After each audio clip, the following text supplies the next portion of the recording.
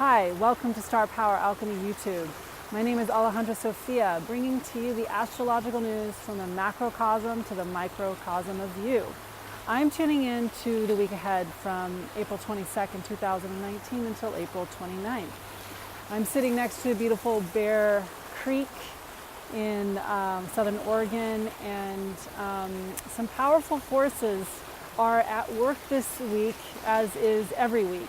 So what I'm tuning into is the key aspects for the week ahead, which are that Pluto's stationing retrograde right now, just bearing down at the 24th degree of Capricorn. I round up when I speak to degrees, so it's 23 degrees and some minutes, and so I rounded up to 24 degrees Capricorn. And that's a powerful degree frequency that has to do with pushing the soul story to its limits. So it's a powerful year of ending a story, and like the stories we keep telling ourselves on personal levels, and then stories that are continuing on in the collective. And so this week, what this week has to do with this powerful time that we've been in for the last 8 years with Pluto and Capricorn, and a powerful year that we have with Saturn and Pluto making a long conjunction all year long to come into an exact conjunction January 12th, 2020. All coming to a head this week because Pluto is stationing retrograde on the 24th, and then Saturn is stationing retrograde on the 29th. So both planets, Saturn and Pluto, in a conjunction to each other, a 3-degree orb, have slowed down to a complete stop. First Pluto and then Saturn, to a complete stop in the sign of Capricorn, Saturn at 21 degrees Capricorn.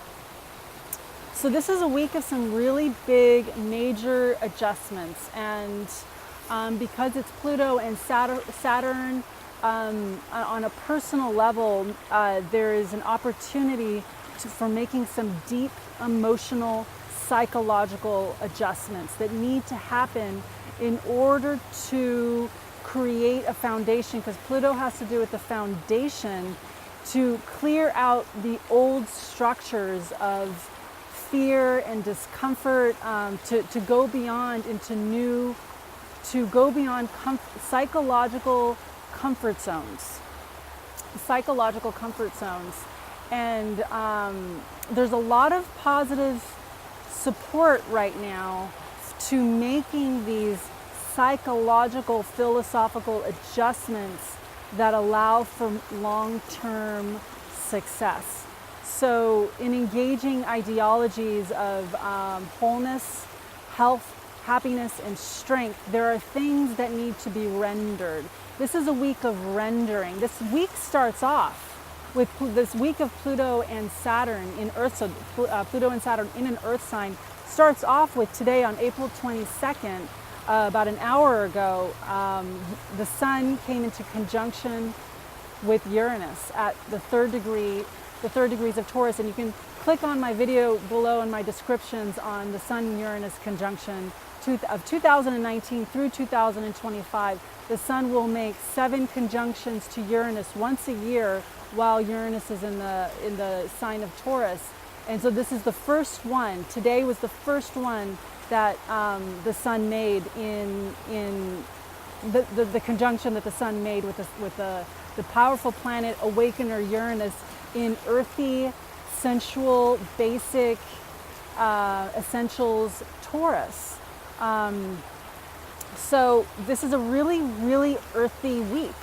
Sun in Taurus, Uranus in Taurus conjunction, Pluto coming into retrograde in Capricorn, Saturn coming into retrograde in Capricorn. So because of this week starting off, and it's been building from last week, and the completion that took place, some deep psychological completion that is affecting perceptions and relationship to self and others, that the adjustments that need to happen in order to move forward. So that's what this week is about. Whatever projects you've been working on at this time, emotional, mental, physical projects, it's a time of reconceiving the future, of how to move forward future, because Capricorn is a how-to sign. It's like it wants to figure out how to do something and how to get the job done, how to get the project done. And because Pluto is, again, psychological, deep, unconscious, there could be disappointments this week, but the disappointments can be really reduced in order to release negative, stagnant emotional states. You don't want to spend too much time in them because you want to keep moving yourself forward in a positive direction. And that's what Pluto and Saturn are doing this year. They're really helping to undermine these inner psychological, emotional territories that have been holding you back.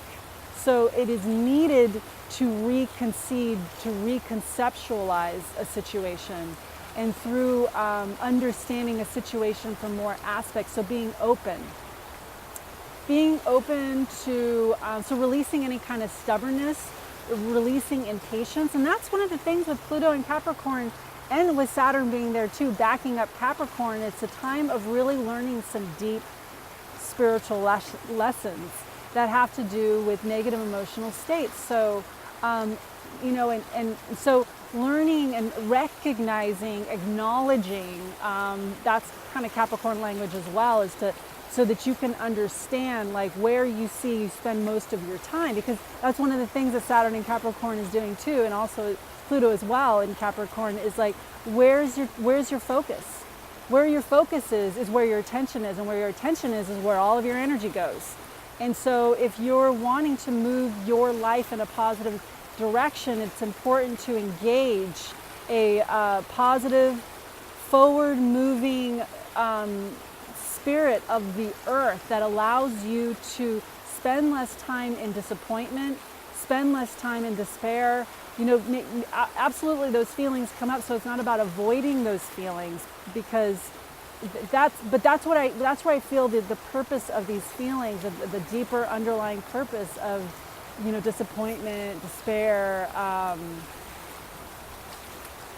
just leave it at disappointment and despair. Hopelessness and powerlessness is to also release control of what you can't control and focus on what you can control. Focus on what is natural and good for you to control, and pay attention to yourself, pay attention to your creative energy, and where's the most optimal energy way to choose the most optimal directions to focus your energy, your emotions, your time on your dreams. Okay, this is a year that we have Jupiter in Sagittarius, and Jupiter this month of April, Jupiter went retrograde in Sagittarius. So that's one of the interesting things with Pluto, is in a 30-degree relationship to Jupiter in Sagittarius. And so there's a way in which they work well together right now. And the best way to work with Jupiter in Sagittarius retrograde and Pluto in Capricorn retrograde at a semi-sextile is to go deeper into your inner scaffolding, your emotional patterns, to see where you keep holding yourself back from moving forward on your dreams. So these stuck places that keep surfacing and coming up against, that's the point of it, is to really kind of acknowledge like where these where your emotional state is, where maybe it's like too much impatience, too much weight, just the ways in which you're wasting your energy, and just learning how to sync with yourself, sync up with yourself, and sync into yourself in a way that allows you to be in the present moment. So that's another thing with Capricorn, is that they're these big teachers right now that are teaching, okay, stop, drop, and it's more like stop, sink in, pause, breathe, and assess. Assess reality right now. Assess where things are at, and in the assessing, accept.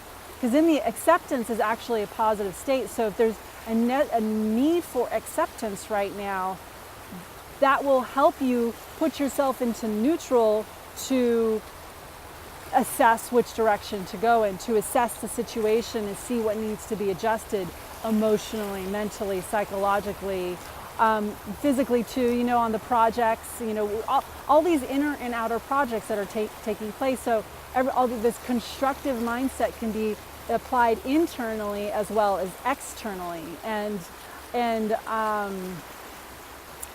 so with this week, and so in this week, so this week starting off today, April 22nd, with the sun coming into a conjunction in early Taurus, and Taurus is the sign of, I mean, look where I had to put myself today. I'm like, I need something basic that revives me, that is revitalizing, that is nourishing, that clears me, and water, a water source. That's basic and essential and good, and that restores and brings sanity back to myself. And that's true for the human body, and for that need to go out into nature to restore and revitalize, and that's the kind of attention that I feel that that with the sun coming into a conjunction with Uranus, it's in early Taurus for the first time. This is the first conjunction of the sun in Uranus, of the sun with Uranus in the sign of Taurus, that is resonating through this next year, that is bringing shifts and adjustments to just land in breath and body and self and presence, and that basic connection that sustains and revives, that's always available in every given moment. So that sensibility, that innate sensibility that's always accessible, that is really serving to help redirect what's important in life, like the values of so if too much time is being spent on things that are actually feeling like this doesn't feel good, it's too much of this, and I want to feel my life and feel my breath, and I want to focus on what I love. And Taurus is there to remind every one of us, the Taurus life stream, of love, of just that basic connection of body with earth, that is our natural state. Our natural state is to love and release what needs to be released, let go of what needs to be let go of, so that you can live your life with more of that sensibility, so that you can have more of the good life, have health, have strength, have happiness, and also make those physical adjustments as well. If that also includes diet, like the diet of our sound stream, the things that we're taking in, through our hearing, our sight stream, our vision stream, what we're taking in through the physical senses, right? What are we seeing all the time? Are we just seeing pixels? Are you seeing what it's just seeing a return to nature of what is wholesome, and back to these are like the back to Eden, back to paradise of landing in that and creating that for yourself, because it is available. It's the bioavailability, right? Taurus is in search of the basic essence of really absorbing and being nourished by the basic needs of life. So the things that you're reading, the things that you're putting your consciousness of, these sound streams, the sight streams, the energy streams of the earth, to promote and bring more and nourish yourself with things that revitalize your senses in positive, good, and wholesome ways. So that's how our week starts off on April 22nd with the moon in Sagittarius, and so there's this opening up and to life, and a sort of expansive feeling that it feels like today, as well as a rendering of truth. It's like, I got to make these adjustments. I got to accept this reality. And it could feel cold and hard, but it doesn't have to be viewed as cold and hard. It's just that's it. That's just the way it is. And how to work, find new directions, advance yourself in other ways. So I'm looking at my little book here. Tomorrow on April 23rd, Venus is making an exact conjunction with the planet of Chiron, with planet Chiron. It's a planetoid and it's a quixotic planet that also acts like a comet as well. And so there's Chiron is a symbol of wholeness. It's with Venus coming into a conjunction with Chiron, these issues of love will be coming up, and healing something that needs to be healed. So, however this aspect is hitting you personally, there's an issue of love and letting go. I mean, there's a lot of that this week with Venus being a ruler of Taurus, and the sun being in the sign of Taurus, and Uranus as well for the next 7 years, Venus is ruling the conjunction of the sun with Uranus today. And so there's this opening up to love, release, let go. There's the sound of Taurus, and we all know that feeling when you when you're like relaxing after a stressful day, and like getting a massage, laying down, or you just ran 10 miles and now you're relaxing on the earth, and there's that feeling. That's Taurus. That's that landing in yourself. And so whatever is being released that is allowing for the love to open up in your heart, because that's all Venus really wants, is to feel the connection to the earth, to self, to be happy, to be able to live life daily with happiness and goodwill and community and relationships, and so to embrace life positively and open-heartedly and warmly. So I do feel that there's a way in releasing what needs to be released so that you can have that experience daily, and that's an empowerment there. That's a big healing with Venus coming into conjunction with Chiron, and it happened last time. The last time it happened was last year. So we've had now so this year of this time that we're in with Chiron in Aries, it's really energizing our energy body, clearing out our energy body of negativity. If you're open to that, if you're working on yourself and releasing and learning and rewiring your brain, your emotions, your mind, and really stepping up, because Aries does rule the energy body, like your energy. Again, there's more of these issues of presence because we have Chiron in Aries and Venus in Aries right now, and they're cardinal signs.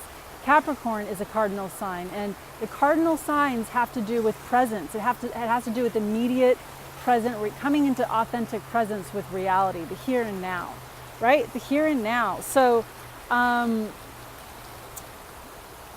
with that strong, powerful conjunction of Venus and Chiron it's really happening today and tomorrow. Then we have the moon moving into Capricorn on the 24th. This is the day that Pluto makes a retrograde. So the moon comes into the sign of Capricorn and makes a conjunction with Pluto, and then makes a conjunction with Saturn that is stationing. So there could be some obstacles coming up against some realities this week, with this, like, okay, I gotta let go here. Like, just learning to let go what needs to be, what you cannot control, in the positive way. It's like the way of the peaceful warrior, like what's the path of least resistance to allow your creative energy to flow, and how can you optimize yourself and optimize your energy body. Again, with Jupiter in Sagittarius, with Chiron in Aries, it's very much this year of teaching how to access your energy and to energize yourself. And Pluto and Capricorn are the teachers, powerful teachers right now. Jupiter is a teacher. And so it's just this training ground we're in, if you're open to it and working on these aspects of yourself, to really open up your energetic flow to your body, your personal body temple, to the universal flow of life, to receive your, the power of your imagination and what your heart has to do with it, and your skills, and applying an application to building the skills that you need to move forward in your situation. So that's part of the adjustments with Pluto and Saturn going retrograde this week, is like skill building. This is keep skill building, and on the path to emotional mastery. That's a skill. So keep in the way of the peaceful warrior. That just keep learning, keep diving deep in yourself, because this is about deep rendering of self, to push a story to its limits that cannot be lived out anymore, that keeps limiting you. So there is an access into unlimited potential, unlimited dreaming, and but to render yourself to yeah, to really assess the present situation and see, okay, I've got a skill build over here so that I can advance myself. So really looking out ahead to the next 6 months. You know, Pluto and Saturn, Jupiter, I don't remember the date, it's like it's August, September that they all move direct again. So we've got the next 4 or 5 months where we're doing all this inner work and skill building in all the different ways. It is a skill build and learn and just kind of slow down and realize this isn't going to happen as fast as you want it.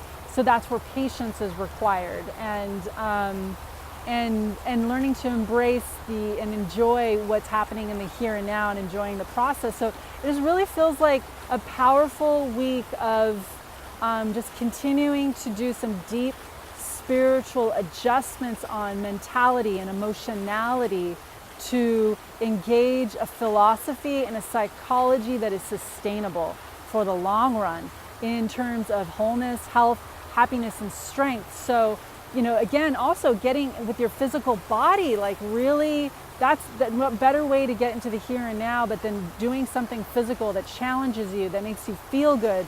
I've mentioned this many times in my videos, but every morning now I can't live without them. I need a cold shower. I need at least a 2-minute cold shower to just wake me up and revitalize me.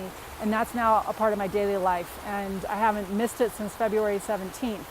And so that's something I've started, and as well as whatever those physical practices are, working out, fitness that gets you, wakes you up in the here and now, you know, because our body, our mind, our body, our emotions, they all work together. And the more we apply ourselves to physical practices that are helping to focus our energy, sustain our energy, and maintain a positive mindset, growth mindset that is empowering, is super positive, really positive. And that includes also, you know, coming together with other people and opening up these pathways as well, energetic pathways to compassion and kindness, and also, you know, being fierce as well. It's not, you know, it's not about, oh sure, walk all over me. You know, it's not about that. It is about standing present in presence with yourself, and, you know, leaning into a fierce engagement when that's time, and that's what life is. And Aries is alert every moment. Aries is not falling asleep to, oh, like everything's easy and good and let me just relax and not be alert to the moment. Aries likes to be awakened. Aries likes to stay alert, to like the knows that being in the moment is the most powerful place to be. And when you're really awake in your adventure, you know you have to stay alert. So that's one of the things that Chiron in Aries is doing, is waking us up. There's an alertness to Aries to literally be like, oh my God, this is my life. This is clicking away every second, every minute, every hour. How can I, where can I, what do I, how to focus my time, my energy. It's the how, what, and where to really move yourself into a field of self-actualization that's possible with human potential and your potential. So there we go. And actually one more aspect that I want to go into really quick. So yeah, so the 24th and the 25th with the moon coming into Capricorn, really powerful for making conjunction to Pluto that's gone retrograde, and then Saturn stationing. Just, you know, more of everything I just mentioned. Just, you know, there could be a situation of just like, oh my God, that continues to be a tough situation. Where do I need to let go? And then another key aspect of this week is Mars and Gemini.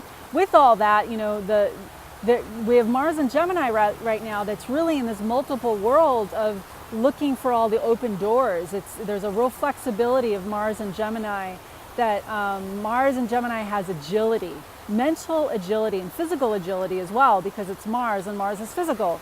And so just continuing to check out all your options and look at all the doors that open up, and be willing, like in encountering some kind of challenge or difficulty and discomfort, find the open door that is teaching you, educating you, that is creating new synapses and pruning the old ones, that, you know, out of the old negative states and into positive emotional states, and learning is a positive state, learning to do something. And So Mars in Gemini comes into a square with Neptune in Pisces on Saturday the 27th.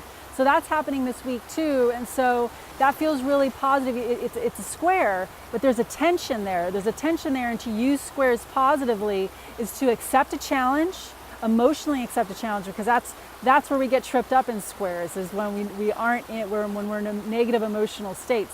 So to come into a strength, there's a real strength with Mars square Neptune, that is allowing for, because both Gemini and Pisces are mutable signs, there's a willingness to open up to new directions, and it's making an aspect to Jupiter. Jupiter's in there as well, Jupiter in Sagittarius, so that's more mutable energy. So it feels really good. It feels really like, just stay positive no matter what, no matter how challenging, no matter how difficult. Okay, yes, definitely don't avoid hard feelings. Feel the feelings, let them go, and clear yourself of staying too long in disappointment or frustration. And if a negative state engages you, be with it as long as you need to, and move on, so that you can get the information that you need, about the internal information that you need about what you're going through, and then find the open door. And so that's really positive. Just continuing to skill build, continuing to learn, continuing to network as well, because Mars and Gemini loves to network, and just continue to learn new ways. Google something that you need to, YouTube something, whatever it is. Like, we're in an information age, and Gemini needs information to navigate its reality with Mars and Gemini. And because Neptune, again, is involved in that, it has to do with your dreams. Your dreams are readily accessible, but you're going to have to go through an obstacle course, and that's what it's about. It's an obstacle course, and enjoy it. Like, learn to enjoy it. And what do you need to do to embrace gratitude daily and be grateful for your challenges, even as hard as they are, to find the good in your challenges. There we go. There's a challenge. And as I say that and share that with everyone, so it is for myself as well. I wish you all much love. Please subscribe to my channel and turn on your notifications so you can hear the bell ring when I post my videos. And if you're interested in a reading, email me at starpoweralchemy@gmail.com. Thanks so much, and enjoy the week.